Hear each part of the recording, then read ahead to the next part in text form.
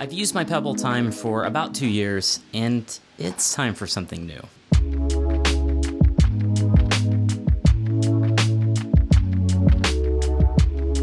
Now, I was considering checking out an Android watch or a Fitbit, but then I came across a different smartwatch. It does everything the other guys do, has battery life measured in weeks and not days, and it's just $80. I'm Titus, this is The Search for Awesome, and this is my Amazfit Bip review.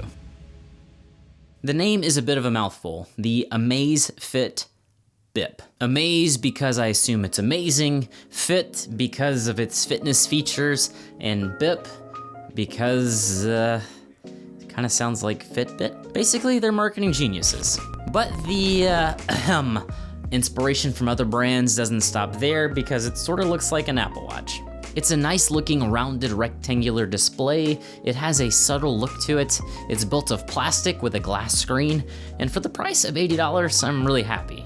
It's a really nice step up from my old Pebble Time. But I could have gone without that awesome Amazfit Bip logo vandalizing the front of the screen. In the box, you have some documentation, a charger, and the watch itself, and the setup is really straightforward. The charger uses some sort of proprietary design, which most smartwatches do, but you won't be needing this much. They sell it in 4 colors as well, a dark blue with red accents, a white version, a dark green, and the black one that I picked up. Now, the screen is a lower resolution than you'd expect from smartwatches these days, but that's where the magic happens. It's an always-on color display with several watch face designs, and because of this more simple display, it claims to have a battery life of, get this, 45 days. I mean, with battery life like that, by the time I need to charge the watch, I might have actually lost the charger. I actually kind of am worried about that. Although the battery life is amazing, I wouldn't expect the full 45 days of battery. If you turn on all the bells and whistles that this smartwatch is packing, including the heart rate monitor, sleep tracking, etc., I would expect about 10 days of battery, maybe 2 weeks at the most. But if you can live without those extra bells and whistles, in my testing, I would say it'll last closer to a month of battery life. In any case, this is exceptional battery life. The always-on screen can be easily seen outside in the sun, and if it's dark, you can just click the button and the light will pop on, or you can set it up to automatically turn on the lights when you lift it up to your face. And the watch has a GPS tracker built in, so you can go on a bike ride and actually see your exact path, or go on a walk or a jog or something like that. But I would use this feature sparingly though, because it does tax your battery life quite a bit. The screen on this watch is a touchscreen and it's very responsive, and it's a really nice upgrade because I used to have to use buttons on my old Pebble. I really like the way it feels on my wrist. It definitely doesn't feel cheap, it's comfortable, and it's really lightweight. I mean, considering all its packing in there, this is really impressive design. And the band is easily replaceable. I'll put some links to some band alternatives on Amazon that look cool below as affiliate links. The watch is IP68 water resistant and dust proof, so it should be okay to expose to water. I took a shower with it with no problems, but then I read online I wasn't supposed to do that because they're worried that the heat of the shower might mess up the watch or something. I don't really know. It should be fine to expose to water, but maybe just do it at your own risk. The watch has a really simple interface. So each watch face has different things built into it. Like this one has my heart rate, steps, calories, time, weather, a bunch of other little things. And I click this button to the side and now I can use the touchscreen. If I swipe up, it gets me to my notifications, but as you can see on this one, it's got some kind of emojis or something. And then you can swipe through those and clear them out if you want to. I can swipe to the left and get to all the built-in apps, and you can reorganize the order of these. Like I have the timer as the first one when I swipe left, and you can do that in the Mi Fit app.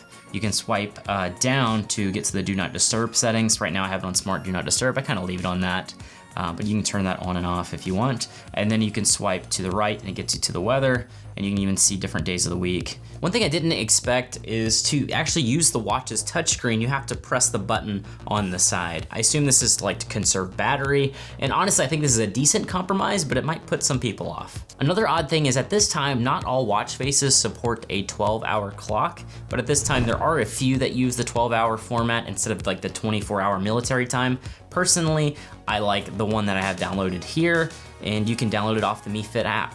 The Amazfit Bip has sleep tracking and fitness features. It sports a heart rate sensor, a GPS, and it tracks your steps throughout the day. It does all this and it stores that information in the Mi Fit app. It's not a bad app either. Some might prefer like the Fitbit app, Apple Watch, or the Google Fitness app. But what's really cool is you can import the fitness data from the Mi Fit app into Google Fitness, so you can kind of get the best of both worlds. And the last time they updated the Mi Fit app was just a few weeks ago, so that's a pretty good sign that they are standing behind this product and some of their other fitness products. The setup isn't too bad either. You just download the Mi Fit app and then you connect the watch to your phone via Bluetooth. You can remove some of the built-in features you don't want, like for instance, I removed Ally Pay, which is something I don't think you can use in the US. Also, you can add other people with these Amazfit watches and compare your fitness stats to theirs, but that's tough to do if you don't know anyone else who owns one of these things. Hopefully we can change that. Sleep tracking is pretty cool. It gives you a glance at the time and quality of the sleep that you're getting by telling you how long you slept for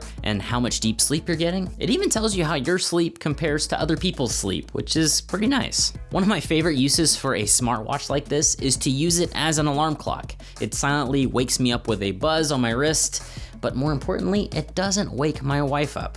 But my favorite feature of any smartwatch is having notifications on my wrist. If you've never experienced this, you do not know how freeing it is to keep your phone in your pocket and just pull your wrist up to see what's going on. And the Amazfit Bip allows you to control which apps will give you notifications on your watch. So if you want to just get phone calls and text messages and not emails, you can do that. Or if you just want to get emails, you can do that too. Now this watch isn't all sunshine and shark tornadoes. For some reason, the watch defaults to the 24-hour military time.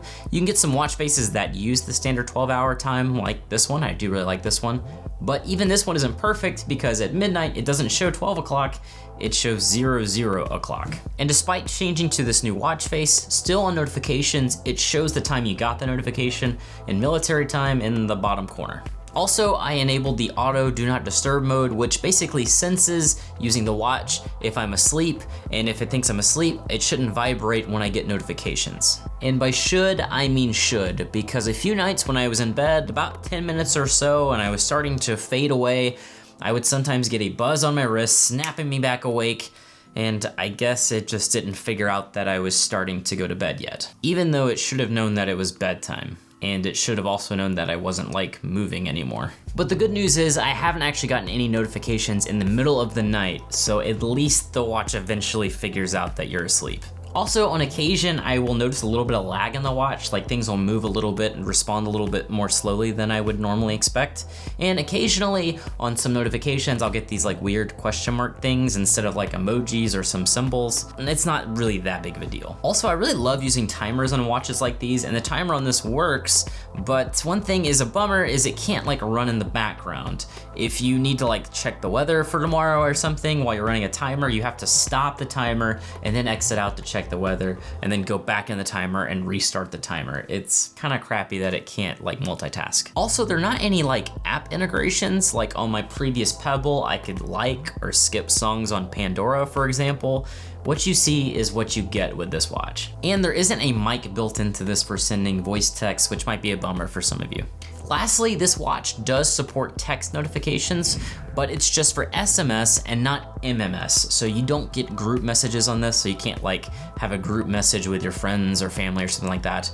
But there is a workaround for this. What I did is I just disabled the SMS notifications in the watch, and then I enabled the messaging app built into my phone as an app notification, and now I get all notifications no matter if it's a group message or a regular text message. Now, I'm sure there are a few other small flaws, but nothing I've experienced has made me feel like this watch isn't kind of great. I've always loved my old Pebble time, but with Pebble going defunct, I know that its days are numbered, and I wasn't really sure what smartwatch I would use to replace it. And the Amazfit Bip just might be the perfect watch for me. It's just an amazing value.